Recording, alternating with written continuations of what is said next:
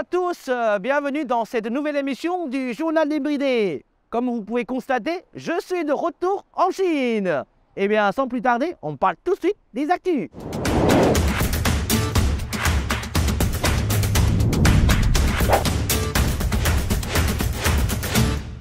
Depuis décembre 2022, beaucoup d'entre vous se demandent « Bon, le Covid en Chine, c'est fini ?» Et c'est vrai que depuis la fin de la politique du zéro Covid en Chine, la vie a pas mal changé. Beaucoup ont été malades en même temps, mais depuis, le pays rouvre progressivement. En février, pendant les vacances du Nouvel An chinois, le tourisme a même retrouvé le niveau de 2019. Et dans la rue, si beaucoup portent encore le masque, dans les faits, il n'est plus obligatoire. Et puisqu'on parle de tourisme, dans certaines régions, les responsables des bureaux de tourisme ont mis le paquet. Beaucoup ont pris l'habitude d'utiliser les réseaux sociaux pour promouvoir leur province et leur région. Mais comment faire le buzz? Certains revêtent des costumes traditionnels des minorités locales, d'autres, enfin, choisissent carrément des habits du style wuxia. On en a parlé dans une émission précédente. Le tout dans un environnement magnifique. De croire faire rêver. Ça vous dirait de venir visiter? Est-ce un signe que les temps sont durs ou une initiative plutôt écolo? En Chine, recycler devient in. Ici, culturellement, les recycleurs sont souvent mal vus. Et il ne viendra pas à l'esprit de laisser ses meubles et objets sur le trottoir et chacun peut venir se servir comme on peut le faire en France. Mais depuis juin 2022, de nombreuses personnes ont quitté Shanghai, laissant derrière elles de vieux meubles encore en état de service. Mikiko, une jeune Shanghaïenne de 25 ans, a commencé à prendre des photos de ses trouvailles et à les partager sur les réseaux sociaux pour que les intéressés puissent venir les chercher. C'est devenu très populaire parmi les jeunes actifs qui viennent s'installer à Shanghai. Cinéma à présent. Le film The Wandering Earth 2, une préquelle du blockbuster de science-fiction de 2019 du même nom, a rapporté environ 410 millions de dollars. Mais les héros du film, ce sont aussi les machines. Par exemple, le Q-Truck, un camion autonome capable de transporter des personnes ou des produits avec précision, même dans les climats les plus rigoureux. Les combinaisons d'exosquelettes que les gens portent dans le film pour les aider à déplacer des objets lourds ne sont pas seulement imaginaires. Développées par ULS Robotics, une entreprise basée à Shanghai, elles ont été utilisées dans la vie réelle. Alors, vous êtes prêts à revêtir votre exosquelette pour ramener vos sacs de course à la maison? En Chine, on est habitué aux travaux titanesques et aux records du monde. Un nouveau record pourrait être battu pas loin de Shanghai. Le nouveau pont à Oban est en cours de construction sur le fleuve Yangtze. Le premier pilier de 52 mètres de haut et pesant 78 tonnes a été posé sur le lit du fleuve le mois dernier. À terme, on estime que ce sera le pont à Oban sans ballast de la plus grande portée au monde pour la route et le rail. Le pont de Normandie n'a qu'à bien se tenir. Une vlogueuse connue sous le nom de Working Go Little Zhang fait le buzz sur Douyin pour ses conseils pratiques qui lui ont valu le surnom d'experte en survie sociale. Zhang Menzhen, originaire de Lianyungang dans la province du Jiangsu, a ramassé 1 million d'abonnés en un mois pour ses vidéos « Comment faire ?» On estime qu'en Chine, 376 millions de personnes constituent une population flottante qui se déplace de la campagne vers les villes. Ce n'est pas rien. Et pour eux, toute la technologie et les moyens de transport sont nouveaux. Grâce à la jeune fille et ses vidéos, les internautes apprennent à prendre le métro, le train, l'avion, faire ses courses dans les mégalopoles. Bravo, mademoiselle Zhang. De l'innovation pour terminer. Savez-vous planter les choux? À la mode de chez nous, en Chine, on utilise des drones. C'est en tout cas ce qu'on a pu voir lors des labours du printemps à Dongyang, dans le Zhejiang. Certains grands producteurs de céréales utilisent des drones pour la protection des plantations, mais aussi pour aider les agriculteurs dans certaines tâches manuelles, comme le semis ou l'emploi de pesticides. Et en plus, ça ne change pas la saveur du chou. Tout le monde y gagne, non?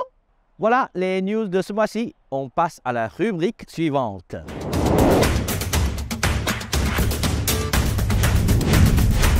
Dans mon seul en scène humoristique intitulé Chronique d'un débridé, l'histoire du dragon qui faisait le coq, coécrit avec mon ami Victor Gilbert, j'explique que la langue chinoise se construit à partir de visions simples et logiques. Chaque caractère est une représentation concrète et on les associe ensemble pour en faire d'autres. Un ordinateur, c'est Dian Nao. littéralement électricité, cerveau. Un avion, c'est feiji, voler, machine. Aujourd'hui, dans Sur le bout de la langue, vous allez apprendre des noms d'animaux en chinois en suivant ce même principe. Vous allez voir, c'est très amusant. Commençons avec des choses simples.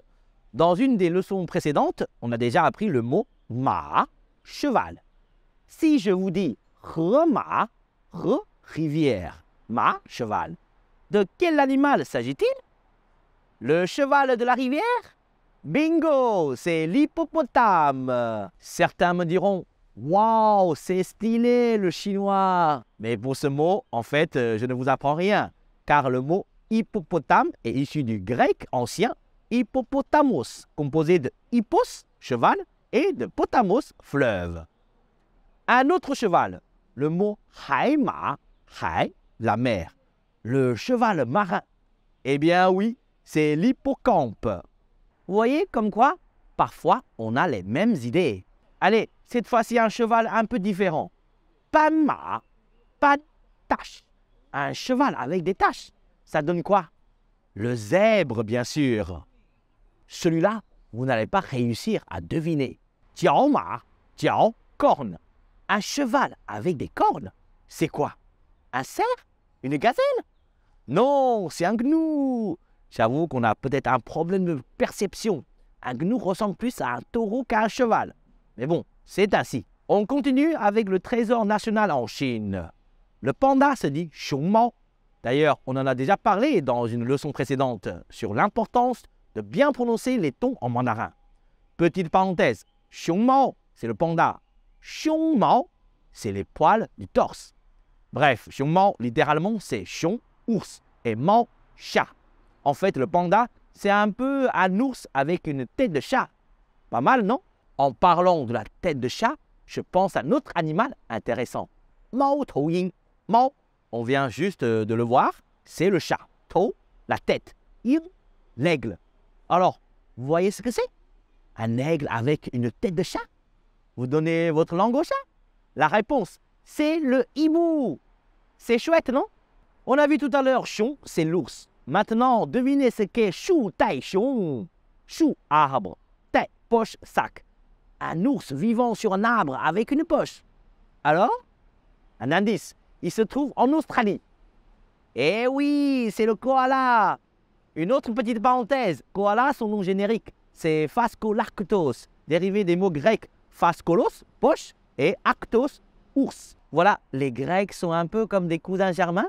Parfois, on a les mêmes logiques. Restons en Australie. Savez-vous comment on dit kangourou en chinois?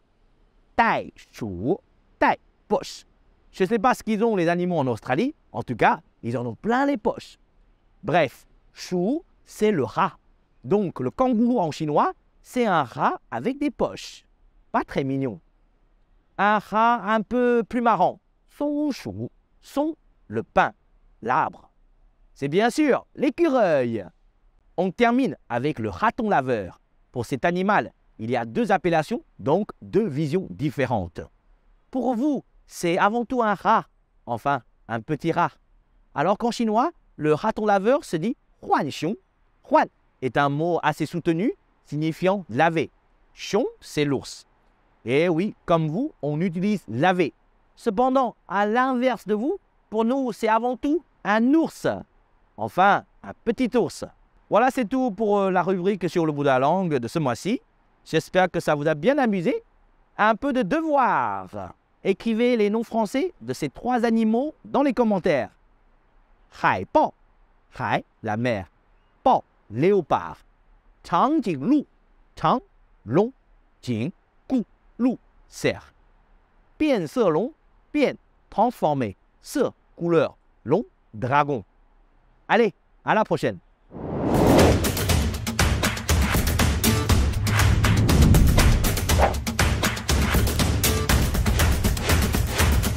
哎，吴老师，你好，你好，你好，欢迎欢迎，谢谢谢谢来，楼上请，楼上请。好，大家好，我是吴立强，我是上海人，今年62岁了。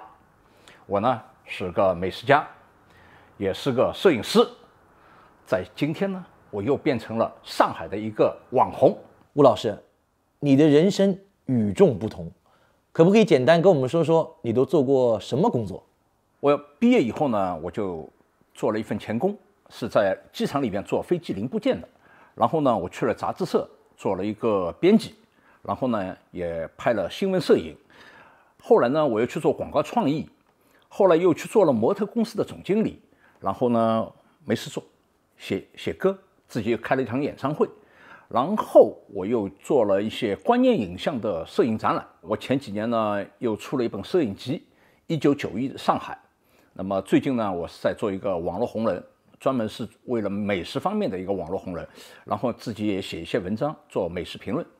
为什么你都已经到了退休的年龄了，还在不断的更新自己的角色呢？这是一个非常有趣的问题，因为退休就是你的劳动已经结束了。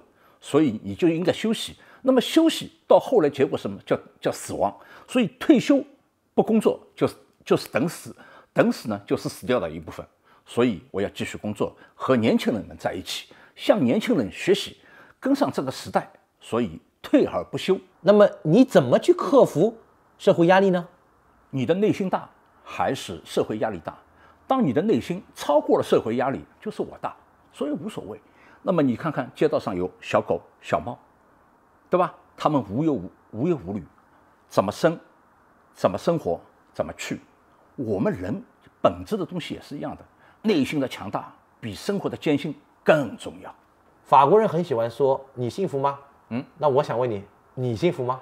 我很幸福，因为人啊，尤其在中国，我们从改革开放以后到现在近40年时间，大家都压力很大，要改变自己的生活质量，所以大家都很拼命。我呢，出生在上海，生活条件也不错，然后我们生活的是在一个原来的一个法国人的一个生活区，所以整体感觉还可以。你欲望少一点，你的幸福感就强一点。然后我呢，又是在不断的完善自我的梦想中，得到了这种精神的愉悦。我从小的物质条件不错，然后又得到精神上的愉悦，所以我就觉得很愉快。刚才你也谈到了你这本摄影集《1991上海》，我想问你的问题是，为什么选择1991这个年份呢？你刚才问的问题非常好。1980年，中国提出了改革开放。其实真正的改革开放的出头是在中国的南方城市深圳，而直到1990年，中国的国务院才说浦东要开放。真正落实到这个城市有变化是1991年，那个时候我就发现这个城市变动的蛮多，所以我每天呢提了2部相机，每天从上午到深夜拎着相机，看到什么就拍什么，看着什么就拍什么。30年以后过去了，我这些底片一直保存着。那么我也要过生日，要60岁了嘛，我想，这些底片拿出来看看啊。我底片拿出来以后，放在那个WeChat上面给大家看，大家都非常的激动，所以我就猛想，我是不是应该编写一本1991的摄影集，作为我自己的60岁的生日礼物。没想到我这个东西弄了差不多的时候，有好多上海的文艺界的摄影界的朋友告诉我，这是一个难得的文献，所以我就按照文献的标准来重新编排了这一本1991上海。果然这本书出版以后，上海档案馆、上海市图书馆作为收藏品全部收藏了。那么这本里边呢，我当年拍了大概将近有1万张照片，1万张照片的底片。那么我经过我的筛选，我大概挑选了将近1000张，然后按照我那个编排那本书的逻辑，我选了278张照片。光看照片你们是看不懂的，所以呢，我又采访了一部分人，加上我自己的切身体会，编写了一个一个的当年的故事和场景。上海市政府为了我这本摄影集还拍了一个短片。想问问你，作为一个1961年出生的人，怎么看待上海的过去、现在和未来呢？我的过去是我没看见过，但是上海这座城市从1853年有媒体以后，它就有大量的文字和图片，甚至是影像记录了这座城市。那么1949年以前的上海是亚洲的金融城市，1931年、1937年的2次中日战争和1941年的太平洋战争，所以让这座城市走了一点偏了。那么1949年以后，新中国成立，按照新中国的需求，这个城市它又变性了。直到1991年，我们又重新回到了金融城市，所以这就是我看到的现在。那么未来怎么样？未来这个城市里边有1300万的本地人口，还有1300万来自于全中国各地和全世界各地的人，他们为了这座城市的金融、工业、交通枢纽和城市的发展，他们都在合力的去做一些事情。